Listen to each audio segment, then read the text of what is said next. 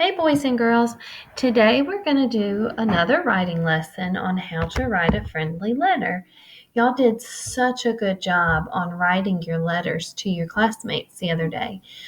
If you wrote to a friend, I was able to share it with your friend, and I think the other teachers are working to do that also. If you sent us a really good, clear copy. Now, since we didn't get one for everybody or some might be missing, we're going to change our writing lesson today, and you're going to write a friendly letter to someone in your family. So maybe you could write a note to your mom or your dad or your brother or your sister, or maybe you could write to an aunt or an uncle who doesn't live with you, or a cousin, or a grandma or a grandpa. I want you to think about who you could write a letter to. Maybe it might make somebody smile during these boring days at home since we can't go out and see everybody. So maybe you could have fun writing to someone that you haven't been able to see in a while. So we're going to just review what we learned on Tuesday about writing a letter. So here is my picture of the puppy dog.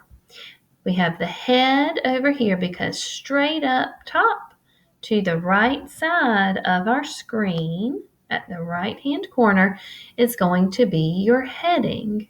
See why I put his head there for heading? Remember, the heading in your letter is your address and then the date. But we said just to be safe, we're not going to use our home address. We're going to use our school address. Then you get to return sweep and you get to do what's called your greeting. So that's why Miss Bullock put the doggy's tail over on this side, because he wags his tail when he greets somebody. So in your letter, though, your greeting is going to start out by saying, "Dear," and whoever you're choosing to write to. So if I'm writing to my cousin, I might say, "Dear Sam," and put a comma. Then I write the body of my letter down here, where the body of our puppy dog is. So that's where you're going to tell your cousin or your family member some fun things that you've been doing, and maybe ask your family member some questions. Maybe you want to know what they've been up to, or if they've been able to go anywhere, or if it's a child, you could ask them if they're going to school right now, if they're learning at home. Think of some interesting things that you could ask, okay? Then we come down to the bottom and we do what's called our closing. And you put a comma and then your signature. So your signature is where you write your name. So whoever's reading the letter knows who wrote it. Your closing might be a little bit different, though, if you were writing to a family member. The other day when we wrote to our friend, our closing we used was "your friend." But if you're writing to a family member, you might want your closing to say "love." You could use that instead. So let's look back at Miss Bullock's example of her letter the other day. She had her heading, which was the address and our date.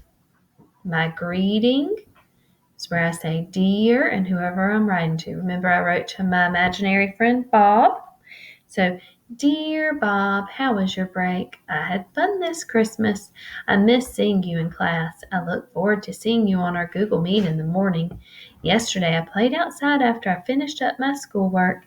Then it started raining and I had to go inside. I played with my sister. What do you like to do when you finish your work? Can't wait to hear back from you." So all of that, the middle part was the body of my letter. I had my closing, "your friend," and my signature, Mrs. Bullock. So now when you go to do your letter, you could come back here in the video and you could follow this template. So you can use the school address if you would like to, change our date. I should have done that. Let's see if I can edit it right now while I'm in here.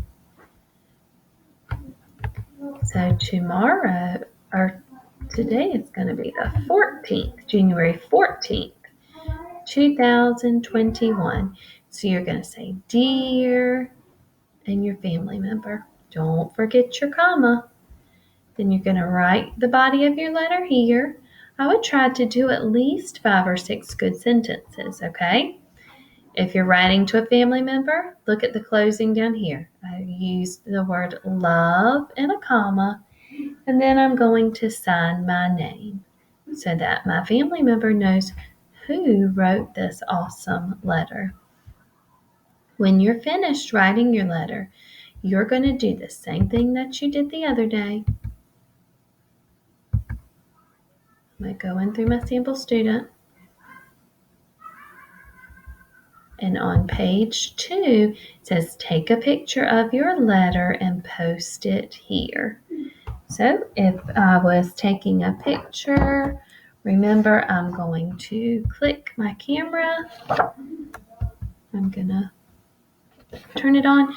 Remember, when you turn it, you want to make sure that we can really read it. So you can position it on your screen to where we can really read it. Turn it in the right direction. See? Play around with it till it fits, and then take your picture. If you take your picture and you can read it, see, even Miss Book's having trouble, so you might have to have somebody help you to hold it and get it. It's like a game. There we go. If we finish and you can read it, then so can your teacher. You could even make it a little bit bigger if you wanted to zoom in so we could see it a little bit better. Okay, so make sure we can read your writing.